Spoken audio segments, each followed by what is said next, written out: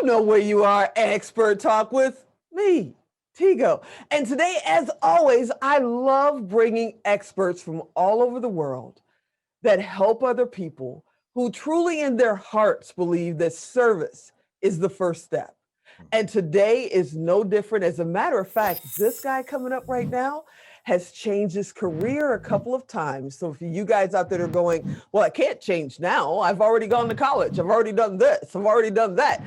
Well, if it's not your dream, maybe Dr. Alok Trivedi, or as we love to call him, Dr. T, can help with that and a couple other things, because this guy knows how to live your best life, how to help you see where you're kind of veering off the trail and where you can go to step up that ladder to your own success. So sit right there.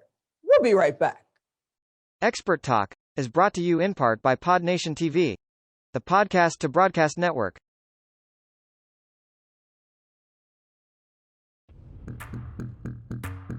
Expert Talk is produced and distributed by Melrose 11 LLC. Lights, cameras, take action with Melrose 11.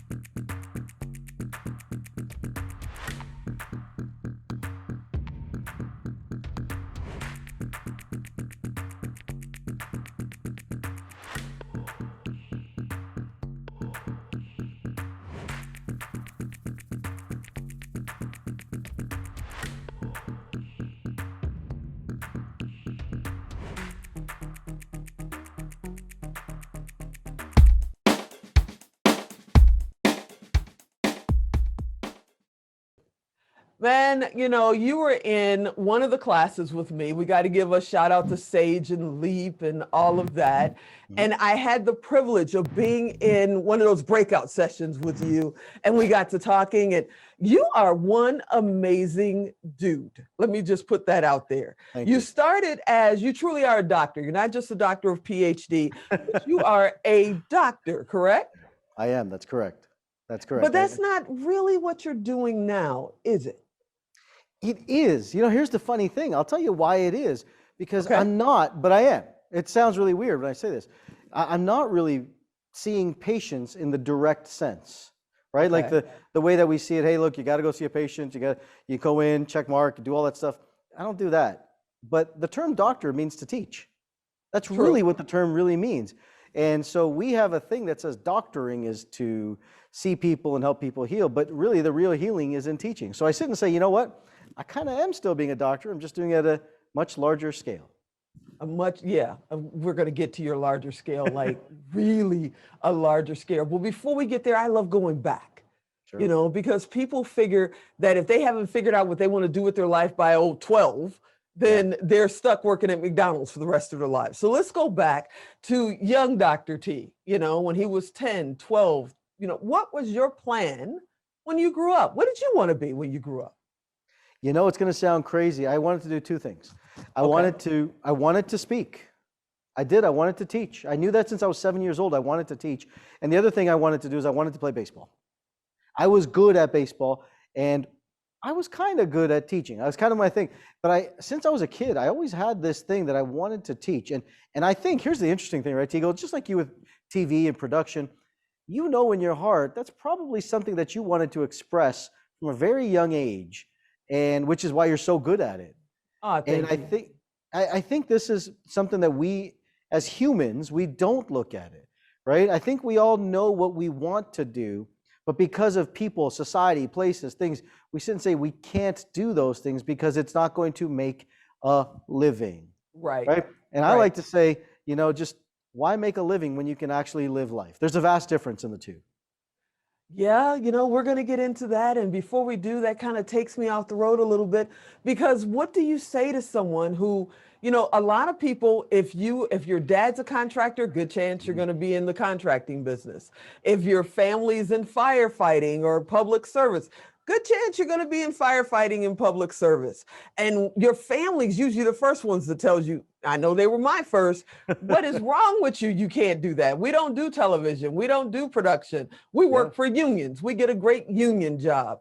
So when you're told that all the time, I call it strength. How do you get the strength to stand up on your own and just go, I'm going to do it anyway? Yeah, and here's it's a great question, and I'm not obsolete from this. I went through this myself. I went through this with my own family, my own parents. I had a very successful practice, and I said I'm going to sell my practice and get rid of it, and go do what it is I love to do, and teach people how to heal, and entrepreneurs how to rewire their thinking so that they can take charge of their life when it comes to health, wealth, and relationships. Like, they're like, what are you, crazy? That's the stupidest thing you could do. You're making money over here, and you're going to give that up to go do this thing? I was never going to give it up. But the thing is our parents and our families tell us what they think we need to do to be able to be secure. And of course, it's necessary. That's the job of a parent, is to make sure we're secure.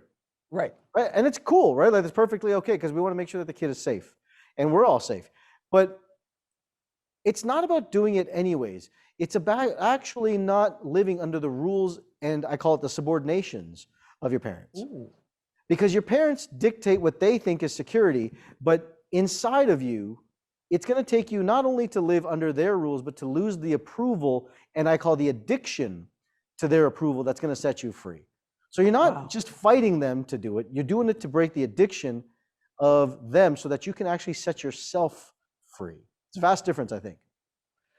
You know, I'm a humongous fan of Les Brown. You know, he always talks about being hungry, you know.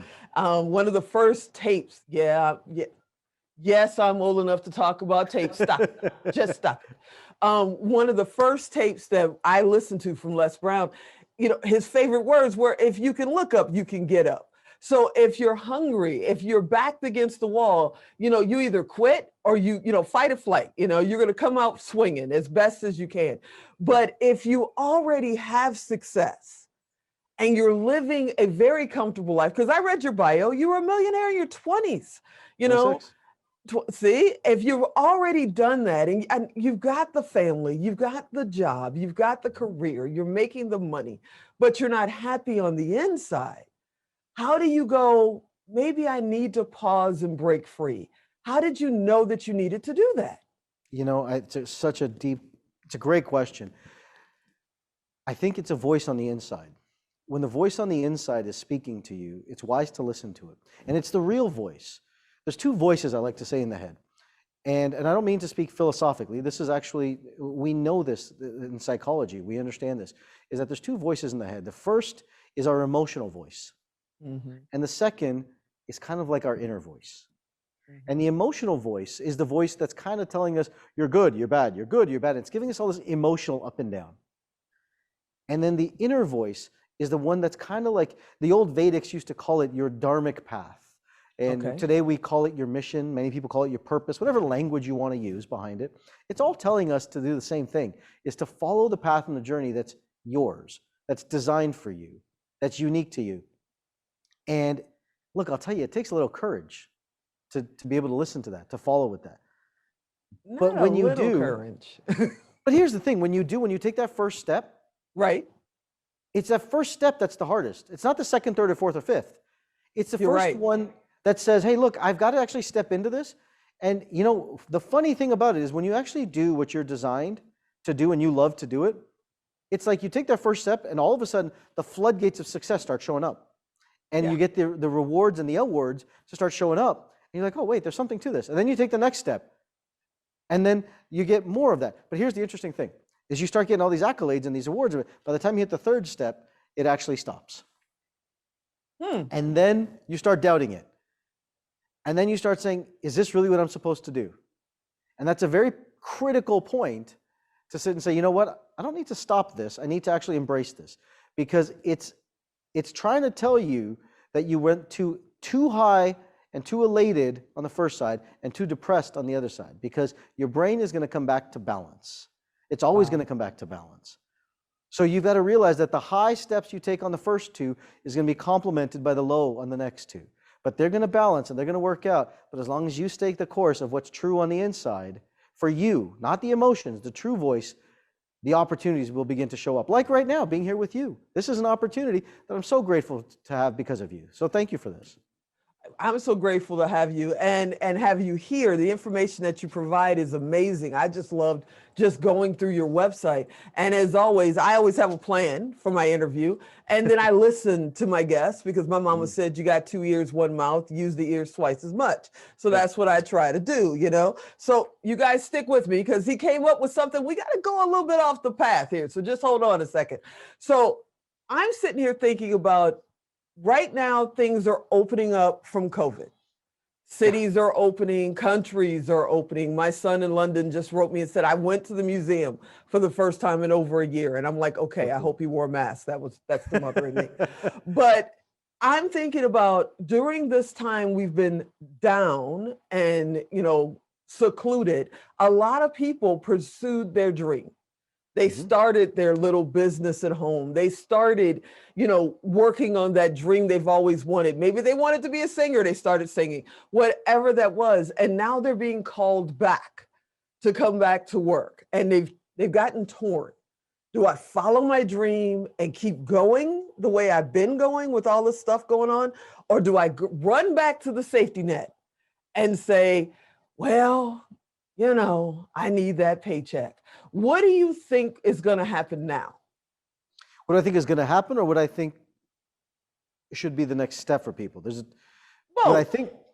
Okay, so what I think is going to happen is you're going to have two groups of people, and it sounds so generic, but I think the people that are stuck in a state of security and with excessive responsibility, who haven't learned to empower themselves financially, are going to go back to security and go back to the job. Right. Right? I feel the same. I think that's going to happen. However, there's another group of people that's going to be more the risk taker type personality. Also the people that maybe sit and say, you know what? I see a new opportunity that lives within me. And if I can take this and make maybe 4 or 5 more sales, or 6 or 7 more sales, maybe 10 sales, maybe it's 100 sales, I don't know what it is, but you can replace your income inside of it. You're going to sit and say, you know what? I now see a new path. Because in your brain, when you actually myelinate, it's a process where you create new nerves and you see greater opportunities in front of you. You now see options. And the difference between those that feel trapped and the ones that live free is that they see greater options.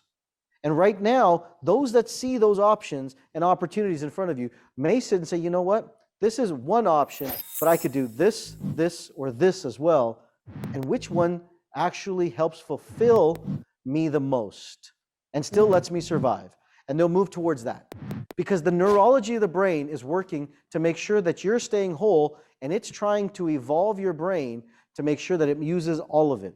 If you're going to a job that only uses parts of your brain, you're going to absolutely want to use more of it, and it's going to lean towards doing something that inspires you, that uses your creativity in a completely different path. Wow, that's amazing, and I've got to ask, because like I said, I love reading your website. I love researching you and going, wow, I know this guy. This is amazing. Is that what you mean by neuroscience? Is that what you're talking about? It's part of it, right? Neuroscience is a grand field. And neuroscience is brilliant at understanding the neurochemistry of why we do, certain actions, certain responses. But then you also have neuropsychology, which is, the thinking behind it. But here's the interesting thing. Like I built a practice as a doctor, specifically a chiropractor. And I was so grateful to be a chiropractor inside of it, because medically I was on my path to medical school, and it just didn't fit my personality at the time. It didn't fit who I was. But I was fortunate enough to run into some guy at undergrad who was giving out a piece of paper about chiropractic school, and my dad caught wind of it, and he said, "Oh, this sounds so much like you. This sounds like something you'd be right up for." And I got to get more information about it. Ended up in chiropractic school, and I was able to learn about not just disease management, which is more the medical model. I was able to learn about the entire holistic nervous system, which is more what chiropractic is. It's not about back pain or neck pain. People don't realize that. It's actually about the entire nervous system. Wow. And the coolest thing was this, is that I got into practice and I started seeing patients. And initially people would start coming in for back pain. So you do the traditional treatment. After several 100,000 patients, you start seeing things differently. And I started asking different questions to my patients. And someone would come into my practice and they'd say, my back hurts. And I'd already been studying all the science of success and the psychology. And I started asking different questions. And I said, when did this start? What was going on? What was the stress around it? And here's the interesting thing. Every single time someone came in, I could trace it back to a stress. Some sort of event, some sort of perception, some sort of thought that was changing the way that their body felt. And if I asked the right questions, I was able to actually change the way that the body felt. And they'd say, Doc, thanks for that. Like, holy cow, I feel so much better. And I'm like, is that artificial or not? At first, I didn't know what I was doing. At first, it was completely like, fingers crossed. I hope this works. Right? But at worst case, I thought I was asking questions. I'm not hurting anybody. And then I started developing a process. And I started developing helping people. And I started to realize that almost all, a high percentage, a high 90s of the people that came in with chronic problems with their neck or back or shoulders or ankles or foot, all related to thinking. And if I was able to change that with the way that they thought, I was changing their body. And then people started saying to me, Tigo, it was really interesting. Then they said, can you do this with my business? I said, I don't know. Ooh. I said, I don't know, let's try it. And then I started doing it with their business. And then all of a sudden the relationship dynamics changed in their business. And money started to show up. And their business conflicts started to resolve. And all of a sudden, like, businesses started to come aligned and became one. And it just started to develop. And it turned into this human behavior process to help people live inspired and fulfilled. And so that's kind of where the journey has been for this. And, I know that you say you're not the rah-rah, self-help guy, which you really aren't. You seem to really be speaking to my heart. I'm sitting here going, I need to talk to this guy. What, this is important kind of stuff, but you are helping people not only personally, but with their business. You're also helping them live their best life and find out what that is. So what I'd like to do is take a break. And then when we come back, yeah, I know you want to know now, but I got to give, time to the sponsors. So give me a minute. We're going to take a break. We come right back, and then we're going to talk about how do you live your best life? What exactly is a best life? So sit right there. We'll be right back. Expert Talk is brought to you in part by PodNation TV, the podcast to broadcast network.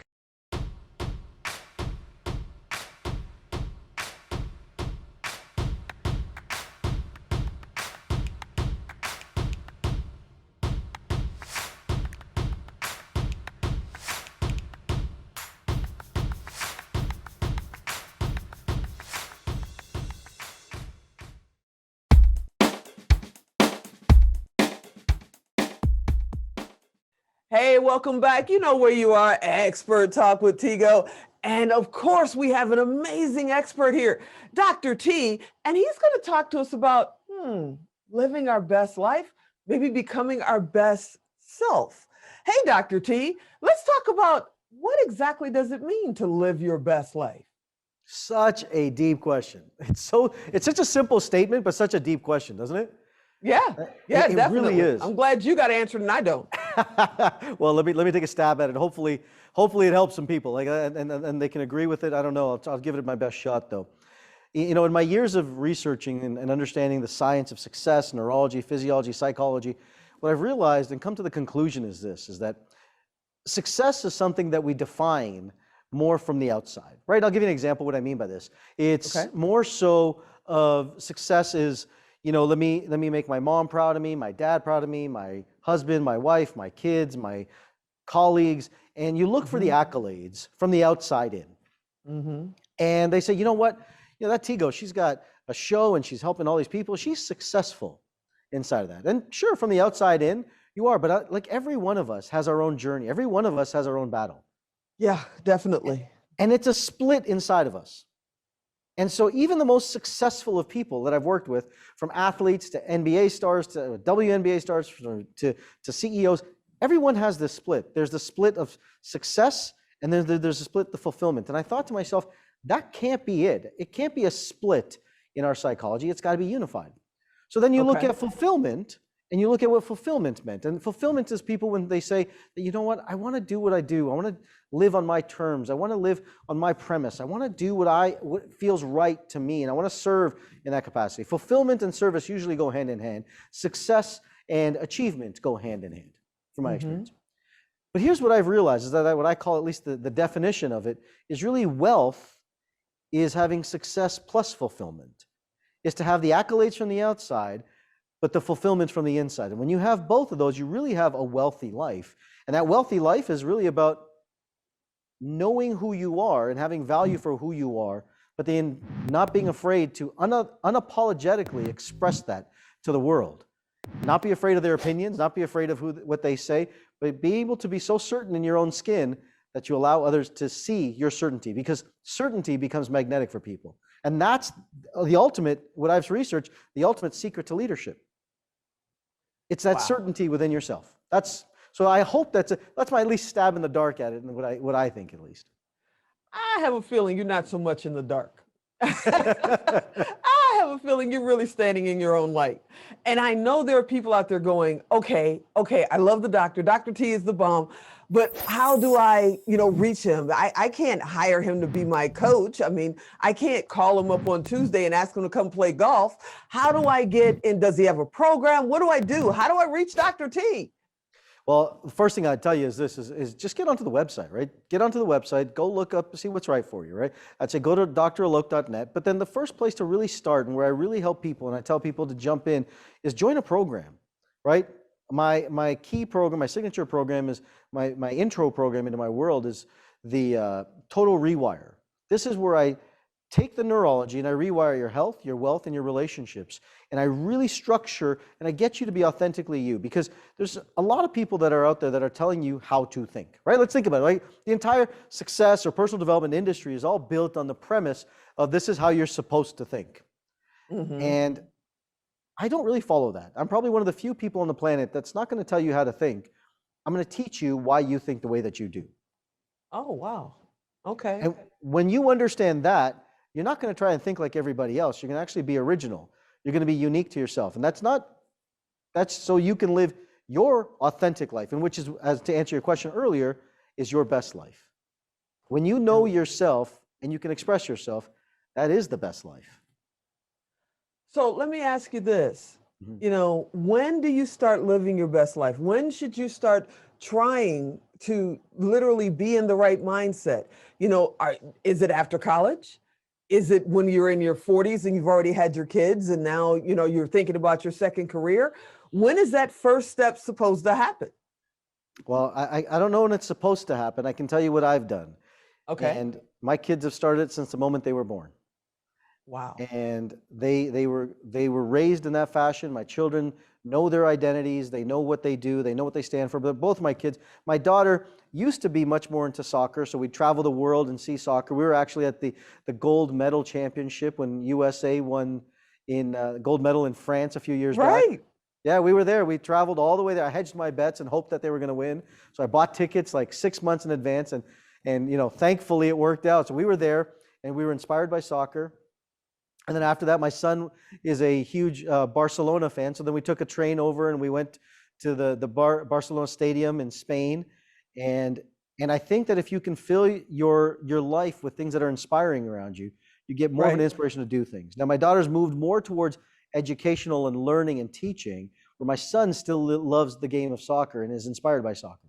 And here's the interesting thing, is that my daughter runs our kids programs and that too.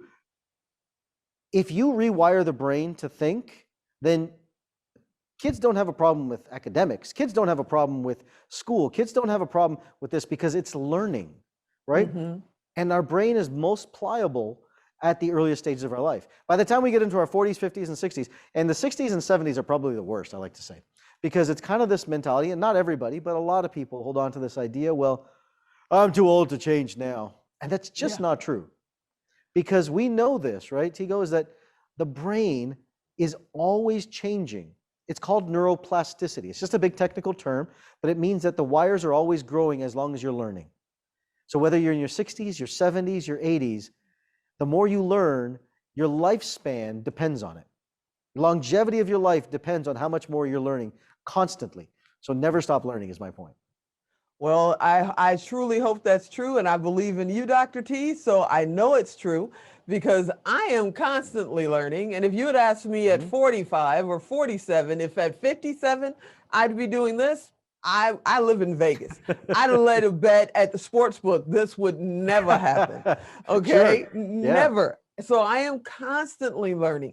So for you, your right fit client, we'll use the term of leap and stage. Your right fit client, are they, mega entrepreneurs and already super successful? Are they just getting started? Do you have a range? Who is your right fit client? It's a great question. I deal with entrepreneurs of all walks of life. I go from what I call ideapreneurs to propreneurs to entrepreneurs. And what I mean by that, an ideapreneur is someone who's just in the stage of has an idea but can't bring it to market. And the psychology, their wiring is just like, I'm afraid, I'm nervous, I'm scared, I don't know what to do, I'm going to lose all this stuff. And so I work with them to help just get them to the phase of what I call a propreneur. And a propreneur is when you're in the process of trying to figure out the business part, right? And I like to say, like, they're probably making under $50,000 a year, and they're paying some bills, but they're not really in the stage of building a company or a corporation yet. Maybe they're solo on them by themselves, or maybe one employee. But then you go into the stage of entrepreneur, right? And the small entrepreneur is what I call from 50 to 250,000, where there's different challenges inside that. And that's kind of the first stage of entrepreneur.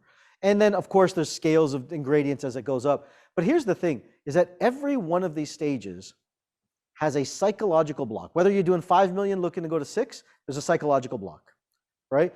Whatever it is, you will never you'll never outgrow the wiring of your current psychology. And if your current psychology is wired at 5 million, you're not going to 6 million, because you'll consistently stay at the state of survival at 5 million. What we've got to do is rewire that to change the level of survival to a higher degree of survival. Not abundance, higher degrees of survival. That's where the brain comes into play, to understand that. I know I got to get you out of here. You're a super busy guy, and I want to thank you for just coming to spend a little time with us. You're always welcome to come back. But before I let you out of the hot seat, I got to ask this question. If you couldn't do what you're doing now, and you couldn't go back to being Dr. T, the chiropractor, what does Dr. T like to do if he got paid for it or not? We would find you there on a Saturday afternoon. What do you like to do for fun? That's a great question. I do what I do for fun. So here's what I would do. If I couldn't speak, if I couldn't teach, if I couldn't do seminars, I would take information and I would put it together, and I'd put it in a book, and I'd find different mediums to put it together in a written format, or I'd get someone to write it and put it together, and then I would distribute it, because I love to learn. I'm an avid learner. I get up every morning, I study 3 to 4 to 5 hours every single day. I did this morning, I do every day. So I'm an avid student, and I want to learn everything I can. And so that's what I would do. I'd put it together and package it and help other people who want to learn more. That's amazing. And you are an author. We didn't even get a chance to talk about that. You are an author, Chasing Success. Who wouldn't have thought that would be Dr. T's book title, is Chasing Success?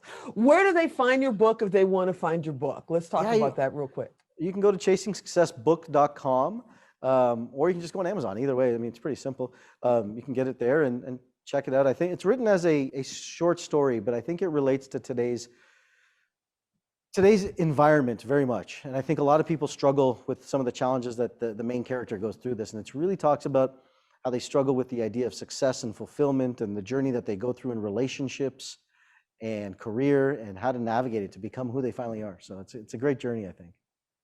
Well, before I let you out of here, will you tell them one more time where they can find your program and at least get started and find out more information about you? Absolutely. Just go to dralok.net. It'll have everything there. And the place to start would be join a program and join the Total Rewire program. It's simple, it's easy, and it'll take 3 days, but we will transform your life in those 3 days. That I promise. Well, I thank you, Dr. T. We've had the website going by on the bottom third here a couple of times, but some people are listening to it on Amazon, Music, they're listening on Pandora. So I want to make sure that we get you to say it out loud a little bit if they're driving down the street to go to work.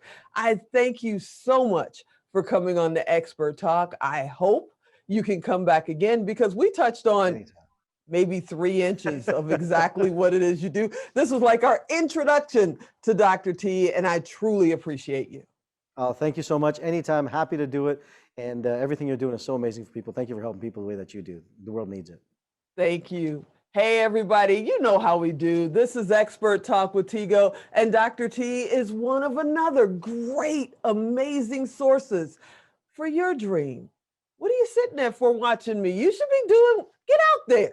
Take that first step. Go check out Dr. T's website. Or you know what? Just start moving, start building, because it's going to always be a dream if you never take action. You know how I feel about that. And as always, I appreciate you for watching. I hope you'll come back next week. And I'm Tigo. I'll talk to you next time.